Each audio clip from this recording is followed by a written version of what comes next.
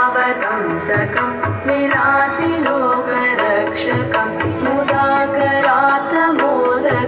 सदा विमुक्तिसाधकं कलाधरावतंसकं विलासिलोकरक्षकम् अनायकैकनायकं विनाशिते भदैत्यकं नताशुभाशुनाशकं नमामि तं विनायकम् अनायकैकनायकं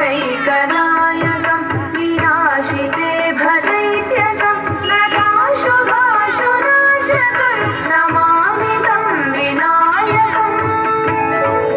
नमामि तं विनायकम् न तेतरातिभीकरं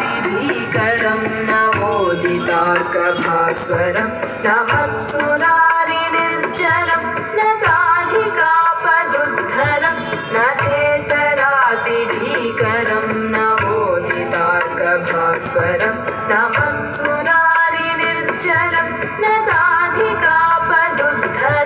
सुरेश्वरं निधीश्वरं गजेश्वरं गणेश्वरं महेश्वरं समाश्रये परात्परं निरन्तरम्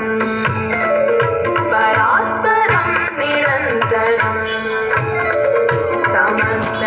समस्तलोकशङ्करं